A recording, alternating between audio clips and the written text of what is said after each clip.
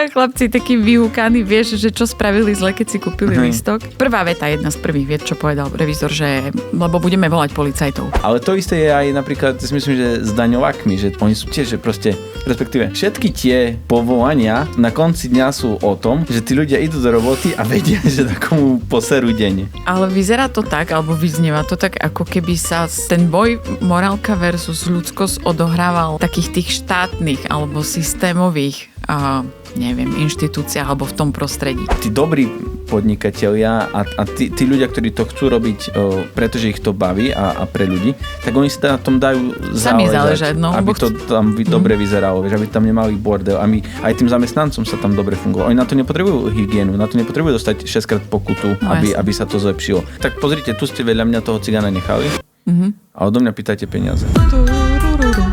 Cipána. Cipána. Cipána.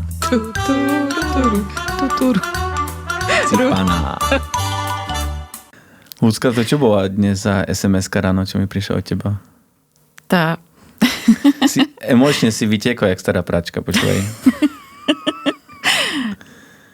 Stane sa. Si sa pekne opustila, počúvaj. Úplne som bola mimo svojho štandardu. Teda neviem, no. Som bola naštvatá. Čo sú tvoje štandardy, potom treba vedieť, hej? To je na iný podcast. Nie, ale no však povedz to nahlas, nehanbi sa. No, čo ti mám povedať? Prečo som bola naštvatá? No povedz mi však ten ty to príbeh. vieš, ale ti to poviem celé. Povedz mi to celé, s jak detailami. To bolo. Presne tak. No, cestovala som MHDčkou. Mapkou, u nás na východe mapkou. Prečo mapkou? Mestská autobusová preprava. Tak to máte fakt? To je taký východňarský názov pre MHDčku.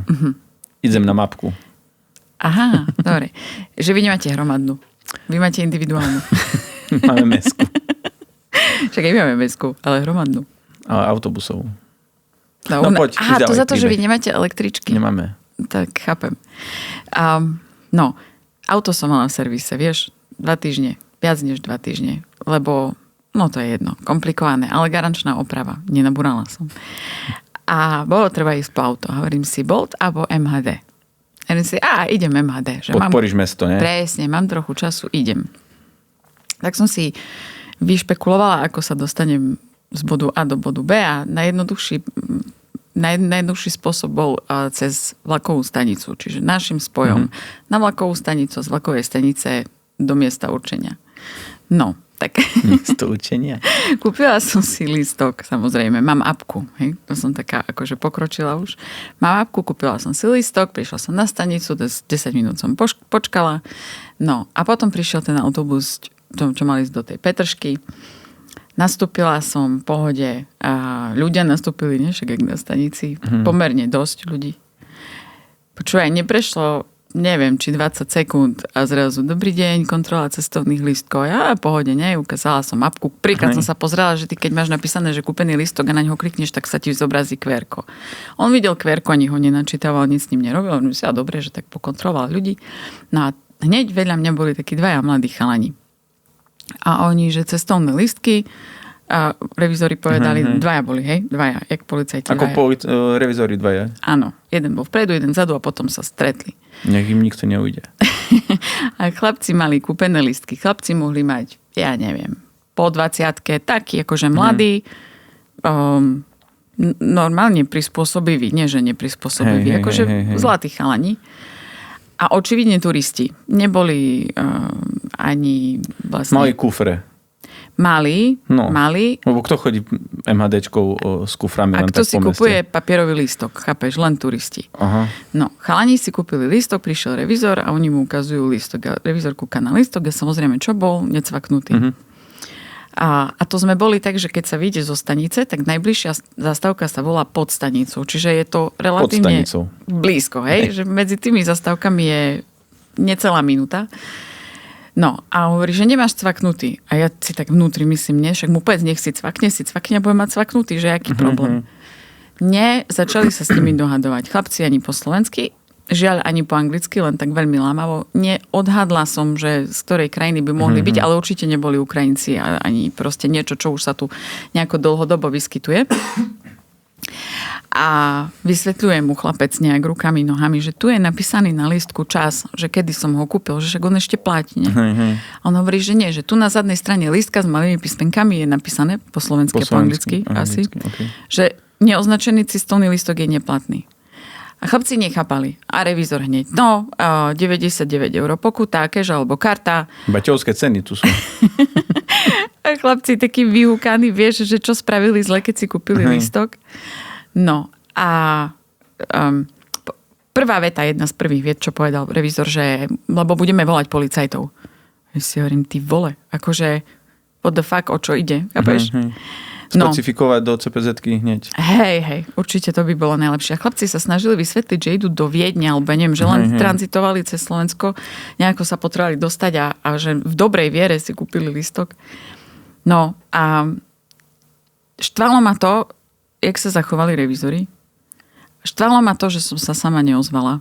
Že som proste mohla... Že stávať ticho. Hej, jak mlčiaca väčšina, jak na tejto našej krajine to takto funguje. Ohlasí chrbát. Nebbola som taká. Zmenila Nebývala som taká. Hej, no. A tak som bola taká proste namrzená na seba, že možno by to nepomohlo. Že asi by som veci nepomohla v zmysle, že im zrazu odpustia pokutu. Ale že aspoň chlapci by mali... Sama pred sebou by si... Hej, sama pred sebou aj pre tých chlapcov, by si sa mohla pozrieť do zrkadla. No už sa 2 dní nepozerala. No. Zajímavé na tom je to, že som napísala o tom aj post na jednu sociálnu sieť. Pracovnú. Hej, a prekvapili ma reakcie ľudí. Vieš, že boli také rôzne, že veď si revízori robili svoju robotu, že veď predsa, keď nemáš označený listok, tak máš zaplatiť pokutu. A potom také, že no na čo sa na seba štvem, že čo si tým pomôžem. Potom bola baba, čo mi napísala, ja by som sa ozvala. A ja hovorím, že hej, ja viem, že jej. Že vlastne aj tá téma samotná rozdelila aj tých ľudí v tých postoch. A ja som sa tak zamýšľala nad tým, ja to mám tak sama pre seba pomenované, že to bola proste hrozne nespravodlivá spravodlivosť. Že na jednej... Fíha. To je dobrý názov. To by mohlo byť aj nejaká knižka. Mohla by. Nespravodlivá spravodlivosť. A ty jurista nenapíšeš. Ja neprečítam. Prečítaš ju, keď ju napíšem ja? Prečítam. A keď bude audio? Tak si ju prečítam. No, a teraz chápeš, že... Ja chápem, akože ty si mal skôr taký morálno-ľudský problém s tým. Hej, že prístupom. Morálka versus ľudskosť. Že čo by sa tomu revizorovi stalo, keby tomu chlapcovi hneď, jak nastúpil do autobusu, štíkol lístok a povedal have a nice day. Tak ale by ho nice day nemal ten revizor, vieš. Lebo však ja si myslím, že neviem, čo je na tom pravdy, ale tak asi ako policajti, tak aj revizori majú nejaké tie svoje KPIčka, ktoré musia plniť. A proste, vieš, on to... Hej, ja viem, lebo to máš to isté ako s policajtami, keď ťa zastavia a ti dajú maximálnu možnú pokutu, lebo môžu. A svojím spôsobom tiež je to len o tých ľuďoch, možno, že však oni majú tam nejaké tabuľky na tie rýchlosti, hej, ale stále je to o tom, že je to od do tá cena, aspoň si myslím. Hej, že stále je to jedna vec o tvojom prístupe, ak sa ty k tomu postavíš, že keď im dáš nadávať, byť arogantný, tak samozrejme nemá dôvod byť k tebe milý. Ale naopak, že aj keď ty si normálne, že si OK, samozrejme priznávam, stalo sa, tak sú aj tí policajti sú normálnejší. Ale to isté je aj napríklad, myslím, že s daňovákmi, že oni sú tiež, že proste, respektíve všetky tie povolania na konci dňa sú o tom, že tí ľudia idú do roboty a vedia, že takomu poserú deň. Vieš? To je, keď to musí byť typ osobnosti, nie? Že by tam mohol pracovať. Že by si to mohol zrobiť, hej. Že ja nehovorím, že všetci, že in general, každý daňovák je. A takisto aj policajti a určite aj tí revizori nie sú všetci rovnakí, ale už toľko sa zbiera tých informácií a pripovídek, a jak to mám povedať, a príbehov, že začína to tak vyzerať, že fakt, že musíš byť chuj, aby si robil toho revizora. Je pravda, že na tom, že medzi tými komentármi bolo veľa takých, ktoré potvrdili, že už aj im sa to stalo. A že najhoršie je, že sa to stáva presne s cudzincami. A že ja rozumiem tomu, že systém je nastavený... Na Slovensku. Hej, že ja rozumiem tomu, že systém je nastavený tak, že keď nemáš správne označený listok, máš zaplatiť pokutu. To je akože vlastne dobré pravidlo, hej? Ale že keď svojich ľudí pošleš do terénu zbierať pokuty s tým, že sú odmeňovaní za to, koľko vyberú, čo akože si nie som úplne istá, či toto je dobré kapejčko. To nemá byť cieľ. Cieľ nemá byť zbierať pokuty. Cieľ má byť kontrolovať, či ľudia nezneužívajú systém. Alebo teda ten prevoz alebo tú dopravu. Prevoz. Dobre, nie? No a teraz chápeš, že keď si šikovný revizor, šikovný v zmysle dobre, šikovný, tak rozmýšľaš, jak to vyzberať čo najlepšie. Tak kam pôjdeš? Tak tam, kde ľudia môžu nevedieť, kde sú vlastne zraniteľní. A to je to, čo ma na tom štve, že proste nastúpiť na hlavnej stanici a vybrať pokuty od cudzincov alebo od turistov je, neviem, či to môžem povedať, ale cítim, že ubohé.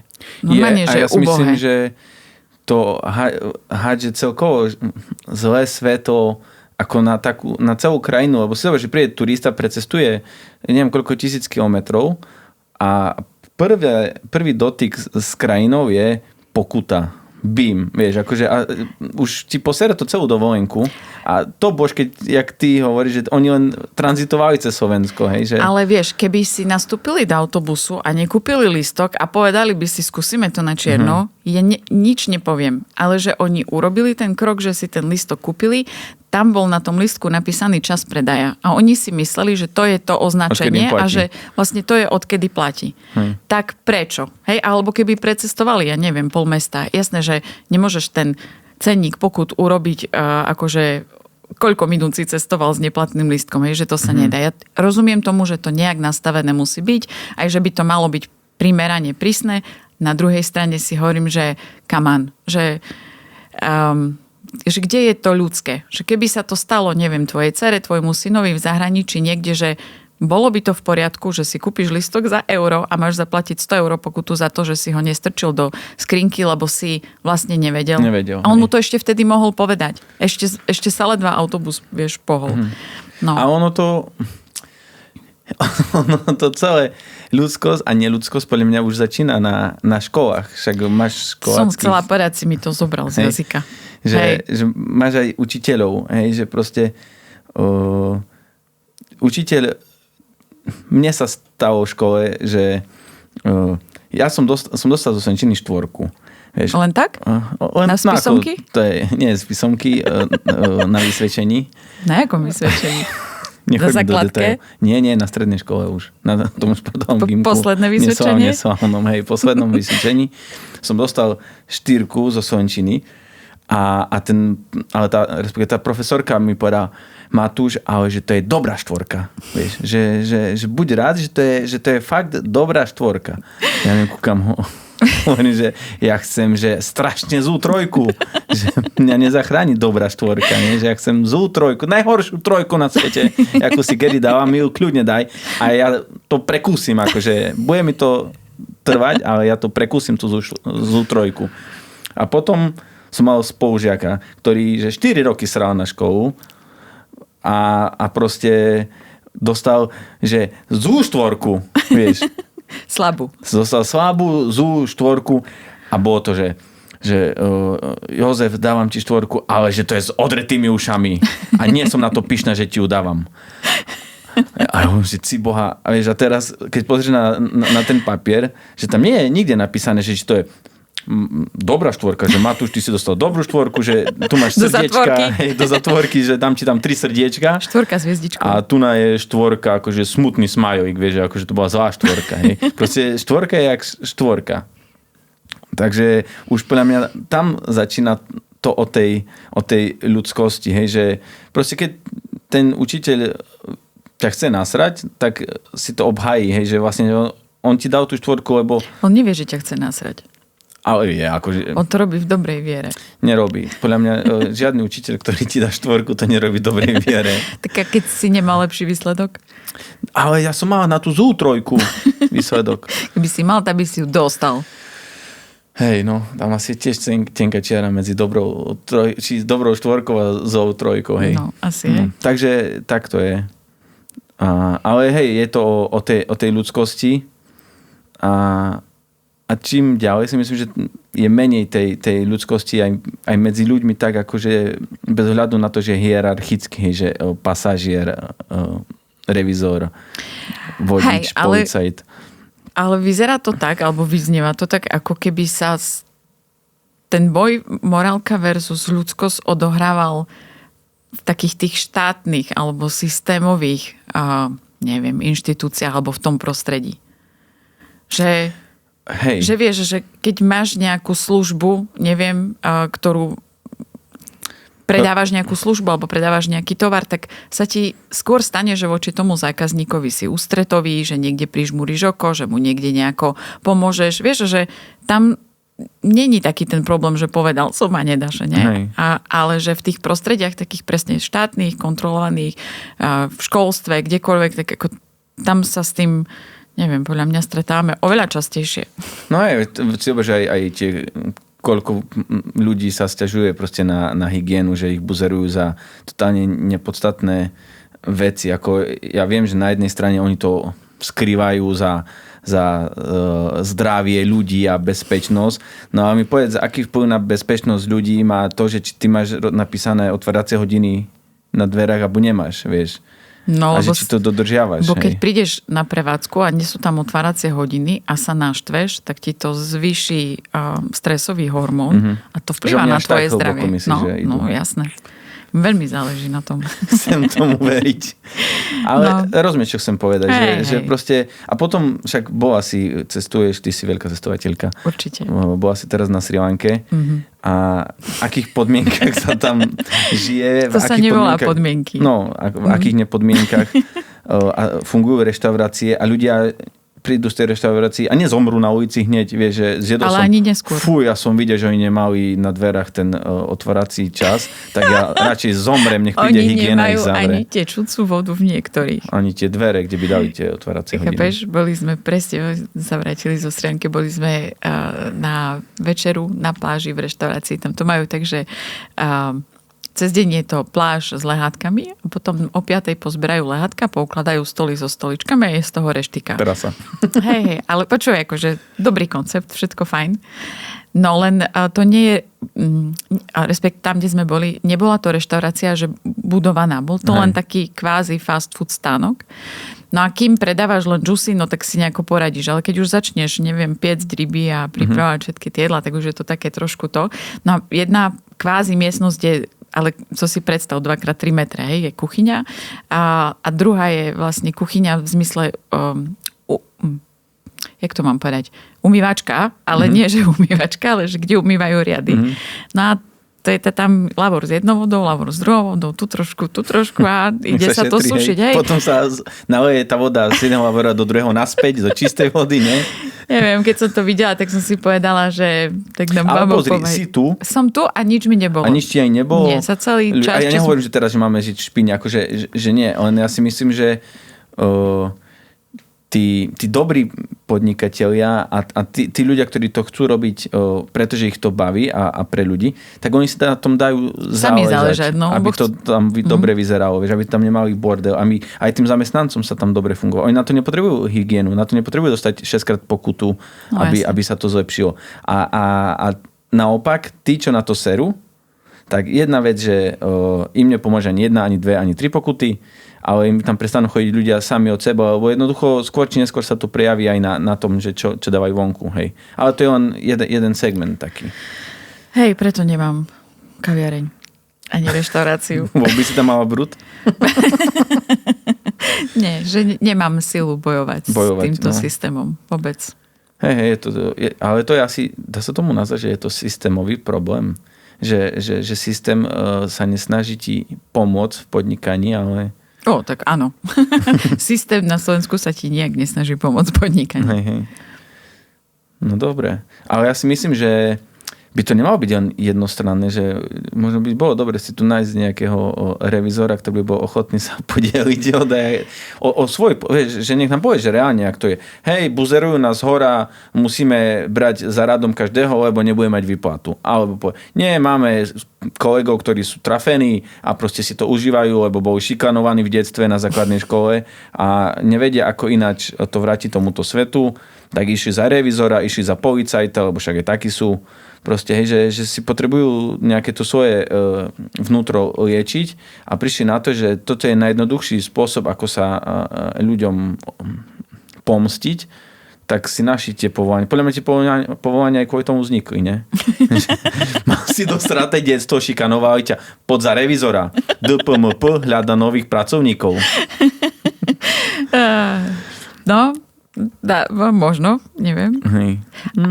Niečo na tom bude. Ako, vieš, ja by som veľmi rada sa porozprávala s niekým z druhej strany. Ja nepoznám žiadneho policajta osobne, nepoznám žiadneho revizora osobne, nemáme to ani v rodine, ani v širšej rodine. A k tomu sa nikto nepriznáva. Čo robíš? Nič, chodím kopať bane. že nikto z mojich blízkych ani vzdialených blízkych nepracuje na daňovom úrade ani na hygiene, že ja vlastne som sa nikdy tak osobne nestretla s ľuďmi z druhého brehu. Vieš, že neviem. A možno niekto sa nájde, čo nám napíše k tomu, môže aj anonymne. To by bolo úplne super. Super. Vieš, ja by som to chcela. By sme tu prihodili ešte jednu stoličku a ja by som veľmi rada si to vypočula. Aj keď by nechcel, že tu prísť, tak aspoň nech nám napíšu k tomu, vieš, nejaké fundované odpovede z tej druhej strany. Nech môžeme sa ich zastať, alebo že nech si to môžeme potvrdiť, že oni sú fakt takí. To nech nám napíšu, nie? Čo chceš počuť? No, tak ako chcem prinášať pravdu.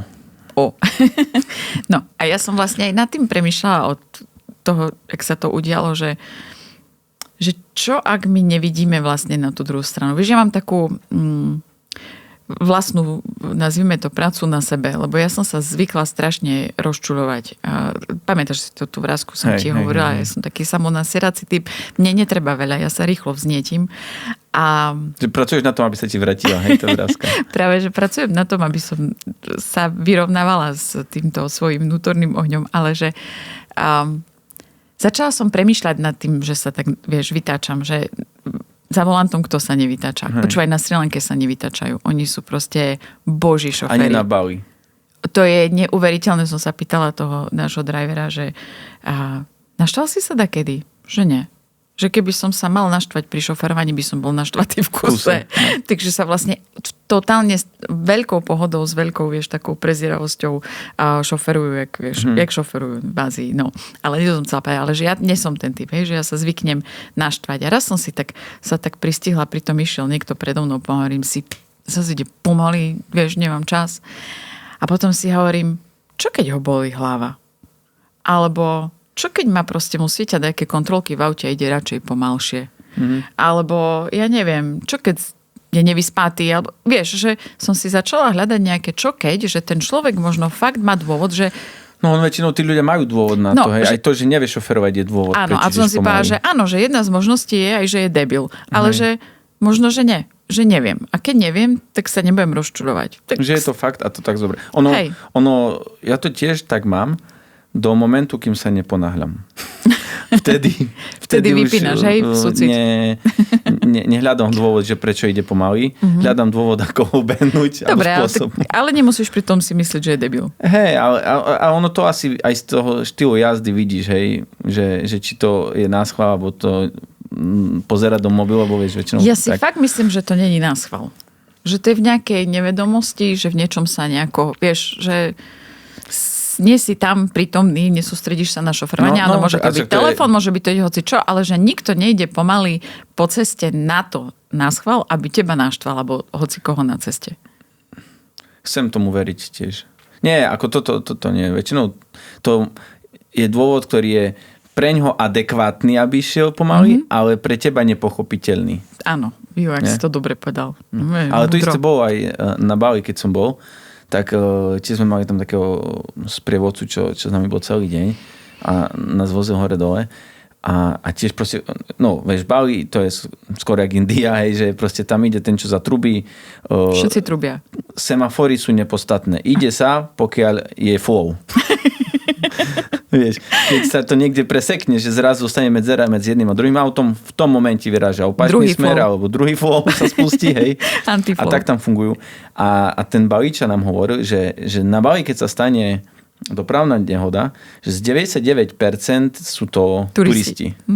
Lebo nevedia šoferovať. Nevedia tam šoferovať. Hej. Lebo že aj Balíci, že oni keď sa ťuknú, tá len sa zasmeje, dobre, zdvihne ruku, že sorry, a idú ďalej. Hej, že oni to neriešia, akože však to je súčasť jazdenia, že si poťukáš auta, vieš. A že iba, keď veľké nehody, že 99% toho sú fakt, že turisti, hej, lebo nie sú naučení. No. Ale aj keď on hovorí, že aj keď im vojde, že turista do cesty alebo čo, takže oni sa nad tým nerozčiľujú, že oni to berú, hej, je to turista, konec, ideme ďalej. Hej, oni sa tam zase nemajú kde ponáhľať, lebo na Bali ti čo ide, ryža, vieš. No.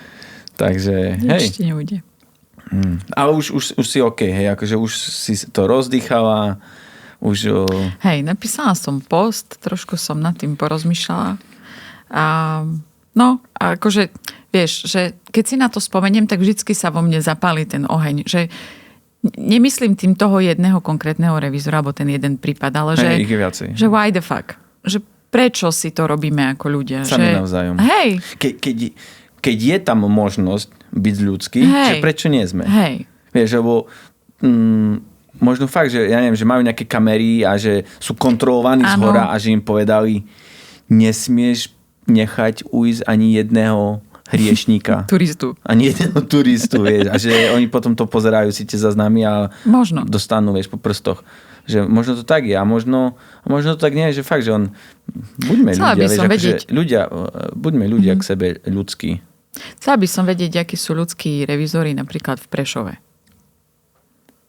Mňa by zaujímalo, že či tí revízori, ktorí buzerujú turistov pardon, a sú takí dôslední vo vyberaní pokut, že či sú takí istí dôslední vo vyberaní pokut, aj keď tam prídu nejakí bezdomovci, cigáni, ktorí na to úplne že seru a že vedome na to seru, vieš, že či aj vtedy tak postupujú, alebo keď vedia, že vieš, lebo ja si myslím, fakt že neviem, u nás... lebo vieš, akože je pravda, že zaoberať sa niekým, o kom vieš, že ti tú pokutu aj tak nikdy nezaplatí, lebo nemáš čoho, alebo nechce, alebo má v páži, že či to posudzujú. Že či to potom bude viesť k tomu, že nebudú mať všetci v páži, vieš. Lebo máš povedať, hej, tak pozrite, tu ste vedľa mňa toho cigána nechali a odo mňa pýtajte peniaze. No ale áno, lebo ako neviem, či v Bratislave je taký príklad, alebo prípad, ale že áno, že vedia, že turista je ten, kto tie peniaze má. A kto nechce mať problémy, takže ho zaplatí. Zatiaľ, čo sa budeš s niekým naťahovať, keď vieš, že je to zbytočné. Možno si ho už ako revízor zastavil, neviem, v tom istom meste 300 krát. A čo? U nás v Prešove, no však my tam máme viac tam máme cigánov, takže tam aj viac využívajú tú MHDčku. A tam to funguje tak, že tam sa už poznajú tí revízori. Takže to už potom sa on vybehuje z autobusu, hej, že to už je... Kto vybehuje? No, všetci, revízor či cigáni? Všetci tí, čo nemajú uistky. Ale reálne neviem, aspoň čo sem tam čítam na tých stránkach prešovských, že zás ich nechali, že čo majú s nimi, akože nevedia, čo s nimi robiť, že sa tam iba naťahujú a že aj tak to nikdy nepovedia, tak ich pustia. Ale že potom si to zlíznú tí ľudia, čo fakt sa im stalo, že dobiehal, proste nestíhal si kupovať v šprinte ešte SMS-kou, alebo že niečo sa stane, ti neprejde platba, vieš. Proste, že môže byť veľa okolností objektívnych, pre ktoré ty ten listok nemáš v tej danej sekunde, keď on chce, ale ti príde neskôr, alebo by si ho chcel aj dokúpiť neskôr. A za to píkaš akože plnohodnotne. A potom sú ľudia, ktorí sa na to vyserú, lebo si povedia však a čo. A možno kvôli ním trpia 100% aj tí dobrí. Že možno keby bol fakt, že na každého rovnaký meter, tak by si mohli aj dovoliť byť ľudský, lebo by toho mali toľko, že, vieš, že by si fakt vedeli rozhodnúť, že čo je Hej, a to je zasa to isté, ako to máš v škole, vieš, že traja vyrušujú, ale celá trieda píše písomku, alebo zostane po škole, že ten systém asi ťažko sa nastavuje nejako spravodlivo. A mne osobne nevadí spravodlivosť ako taká, mne skôr vadí, keď je nespravodlivá spravodlivosť, tak jak sme hovorili na začiatku, že dá sa to aj inak, že stále máme priestor na svoje vlastné rozhodnutia a na prižmúrenie oka, či ak to mám povedať, vieš, že... Ale som si nemyslela, že vlastne že je to taká veľká téma. A ona že to tak zoberie. Hej, že ma to ale tak úplne že to malo aj ohlas, vieš, akože publika, že očividne sa to deje a že je to na dennej báze, že nie je to asi len jedna lastovička. A deje sa to nielen v našej krajine. Určite. Ako zase, aby sme nechcela to tak nejako dehnostovali iba Slovensko, deje sa to asi všade. Áno, a tiež je to o ľuďoch. Že alebo ti pomôžu, sa na teba usmejú, poprajú ti pekný deň, alebo ťa dočubú. No, tak jak v Dánsku, tiež, keď som dostal pokutu, tam zase nefunguje tak, že ti dajú, že príde za tebou policajt a povie, a viete, čo ste spravili, sa ťa pýta, však neviem, tak mi to povedz ty, keď si ma zastavil, asi vieš prečo. A on ti príde, dobrý deň, pán vodič, ako sa máte, sa ťa spýta normálne, a tebe sa s ním veľmi nechce rozprávať, bo vieš, že je zle. A ti povie, že prestúpok je taká pokuta, ale ti povie, že nič sa nestalo, deje sa to, aj nám sa to môže stať, sme len ľudia, kľudne zaplatíte pokutu, príde vám to do elektronickej schránky, ktorú by ste si mali kontrolovať a život ide ďalej. Hej, že oni to tam akože, že tá pokuta není, že to je pokarhanie, že to je také kvázi len jak upozornenie, že buď viac prítomný, že dávaj pozor na to, čo robíš, aby sa nestalo dačo horšie, podľa mňa. Hej, že oni k tomu tam tak pristupujú. Hej. Z mojej skúsenosti, čo som dostal pár pokut v Dánsku, tak zase tam ani náhodou nemôžeš ísť do toho, že by si začal vyjednávať. Vieš, tam keď som sa spýtal, či sa s tým nedá niečo robiť, a tak na mňa pozrel, že a páne, čo by ste chceli s tým robiť? A ja to zaplatím to čím najskôr. Nepýtal si zľavu? Hej, to tam pri rýchlom jednaní. Nie, tam ale nám napríklad to funguje tak, že si to vieš dať kvázi na splátky, hej, že pre študentov to je bežné, že odpúšťajú im polovicu pokuty a ty, aj keď že už nie si študent, alebo čo, povieš, OK, že lebo ti to príde do tej elektronickej schránky, ty im odpíše, že áno, že si toho vedomý, ale že by si bol rád, keby sa to dalo rozložiť na celý rok. Hej, oni s tým nemajú problém. Akože 99% prípadov ti to schvália, tak nebudeš platiť naraz 400 eur alebo koľko, a tak ti to dajú na 10 splátok po 40 eur, čo už necítiš. Fajne, vieš, čo mne sa podarilo v Bratislave. Dostala som pokutu za parkovanie. Stalo sa mi raz za ten pol rok, čo tu som. A prišiel papier, nie, že pokuta 78 či koľko eur. Za parkovanie? Som to drahé parkovanie, nie? Drahé bolo. A ja, že Ježišbože, no dobre, tak za pol roka jedna pokuta za zlé parkovanie, no dobre. Bolo to miesto, kde sa nedali, akože nekupovalo sa parkovné, tak som si myslela, že to je jedno, nechcem to úplne špecifikovať, ale bola to moja chyba. Ako priznávam, že to bola moja chyba, aj keď v tej chvíli, keď som tú chybu robila, som nešla do toho s tým, že robím chybu, je to jedno. Stálo tam milión aut, ja som proste si myslela, že to je miesto, kde sa môže normálne parkovať. No a prišla pokuta, vieš, že si múre, vieš, tak som zobrala, zaplatila som ju okamžite, lebo však, aby som na to nezabudla, aby mi to tam niekde sa neprešvihlo, vieš, a potom, keď som dávala ten papier do účtovníctva, alebo auto je firemné, vieš, tak čítam ten papier a hovorím si, pri rýchlom jednaní, vieš, že sme zaplatí 56 či koľko, vieš, ale si že... A možno, či to tam nebudeš mať jak kredity, vieš.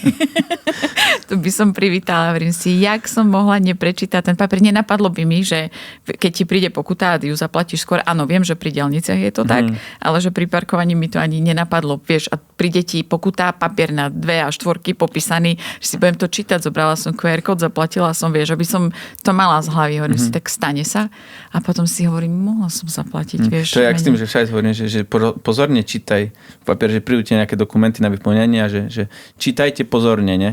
Že vyplňte meno Matúš Miňo, priezvisko vieš, si povieš, že a odznova, nie? Prosím vás, môžem dostať nový papier? Takže to je tak s tým čítaním. Hej. Hej, musíme si to nejak...